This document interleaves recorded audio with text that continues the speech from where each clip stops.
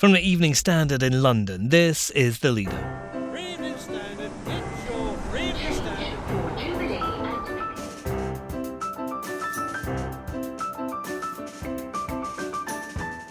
Hi, I'm David Marsland. 39 migrants died in the back of a lorry found in Essex. The country is horrified, but it will happen again. No migration policy can necessarily be broad enough to allow everybody who might want to come here, and so therefore there will be people who can't, and criminal gangs, unfortunately, who are ready to exploit them. Our Home Affairs editor Martin Bentham on why an international effort's needed to stop people smugglers. Also, Red Cross helpers have been a familiar sight at football grounds and major events for years. Now the charity says it's too expensive, why we think it should find the cash. And when Stanley Kubrick brought a bit of the old Beethoven to Thamesmead to film A Clockwork Orange, the people were probably more excited about the planned tube station. It never came, why we think a proposed new development there means the trains finally should.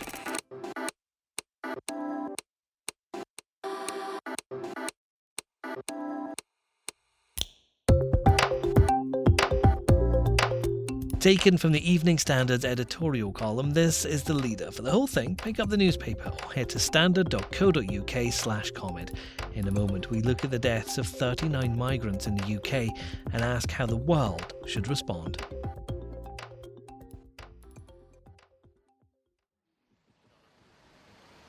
It was quiet this morning as people laid flowers by the sign that says Eastern Avenue in Grays, Essex. Just over the Do Not Cross tape, police officers guarded a temporary fence, shielding where a lorry carrying 39 migrants was found. Its passengers, 31 men and 8 women, all from China, all dead. The investigation continues, the outpouring of shock goes on. The demands to stop it happening again are repeated. But as our editorial column says, the UK can't deal with this alone. This awful story is part of a wider one. We can't respond to one incident without seeing it as part of a tide of human distress and persistent challenge to established rules. A world in which it is easier than ever to communicate is one that will also always have people on the move. We have rules, but criminals will always offer to find ways around them, and some people will decide it is worth the chance. There never will be a single answer, but there are things we can do that will help. One is to recognise that the movement of people across countries can be controlled only when countries work together to manage it legally and safely. That means the closest possible security cooperation, information being shared, and a degree of consistency about rules and enforcement so that people smugglers cannot play countries off against each other. Joined now by our Home Affairs editor, Martin Bentham. Martin, clearly this is a tragic case, but there will be people around the world who are looking at this and thinking, I'm still going to try and get to the UK. Well, regrettably, the world has increased movement in it. Lots of people living in places that are less affluent than here and see this country, and others actually, of course, as places in which they can make a better life themselves. That's an entirely noble aspiration.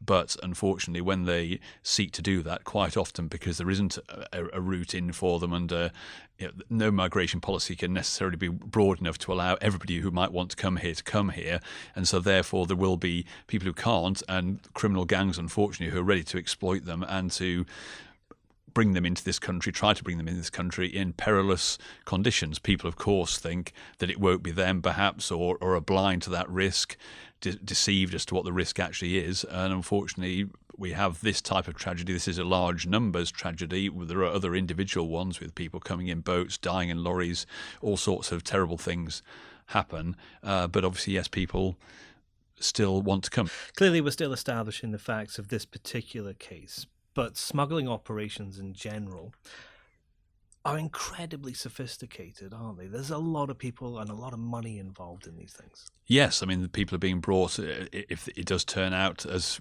we believe, these people are from China. They've obviously come an enormously long distance. They come right across the world. They're met by people at various points. Transport's provided, papers are provided sometimes to help them get through borders. And yes, there's an awful lot of money made in this business, and unfortunately it continues, and probably at an ever greater scale because of the scale of movement across the world that's happening. Is there a point where countries like the UK say, that we can do all of these things, but in this case, it looks like these people came from China. Other countries must do more. I think clearly, yes, there's got to be, right across Europe in particular, greater coordination. There's a lot of effort goes in, but these gangs come often bringing people through the Balkans, up through the rest of Europe. They don't arrive in Calais, Zeebrugge, or one of those places from nowhere. They've made a long journey, and of course, all the way along that route, there are potential opportunities to intercept the criminal gangs, which is what you really need to be doing, that are facilitating this trade. What kind of measures are in place to intercept the gangs? Well, there's from this country, we have the National Crime Agency, which is working with European counterparts. There's Europol. There's the Frontex Border Guard agency, which operates on the borders of Europe to try to identify trafficking. So there's a lot of intelligence and a lot of actually quite successful work. There are people identified involving criminal gangs identified, some of them prosecuted here, some of them intercepted in places like Zeebrugge. There's been operations involving the National Crime Agency where Belgian police have worked on the basis of information partly provided from this country to arrest and detain people responsible for people smuggling and trafficking. But you can always do better. I mean, another thing that's worth making the point about as well, I suppose, is in this country, there's an issue for the public as well. The National Crime Agency, again, has talked about car washes, nail bars, places like this where if people are getting a service for a very, very low cost, maybe they need to be asking a question as to how that's being paid for. And so it's not just a law enforcement issue from there. It's not just their responsibility. It's also sometimes the responsibility of the public to be looking and being a bit more vigilant as to what's going on. And of course, that same issue applies across the continent. Next. The Red Cross says it's no longer going to provide first aid at events like the Glastonbury Festival. The Evening Standard is asking them to reconsider.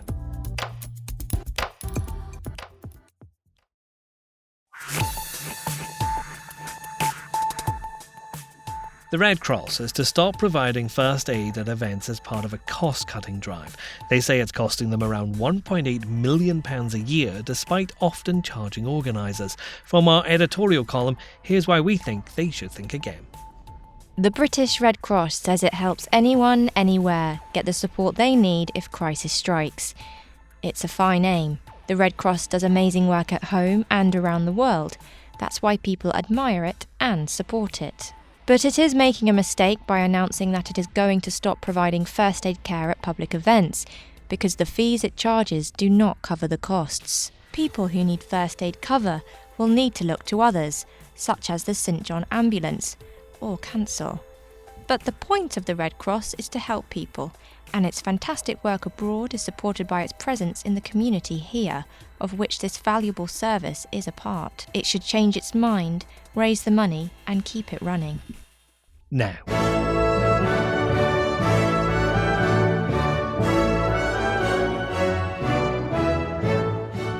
Thamesmead is known as the place where Stanley Kubrick shot A Clockwork Orange, and for being really quite hard to get to. There was supposed to be a Jubilee line stop built there in the 70s, but it never came. Now there are plans to build 11,500 new homes there, so maybe a train link should come too. DLR services towards Tower Gateway for Tower Hill. This is your Woolwich Arsenal service. We have now arrived at Shadwell. Well, we're joined now by our City Hall editor, Ross Lydell, in the Evening Standard's newsroom. We've got out and about, out the studio. Ross, Thamesmead was supposed to be on the Jubilee line a long time ago. It's about time it had something a bit better, isn't it? That's right. It's a real undeveloped, undiscovered area, largely of southeast London, and that's primarily because of the very poor transport links. The only real way to get there is either by car or by bus.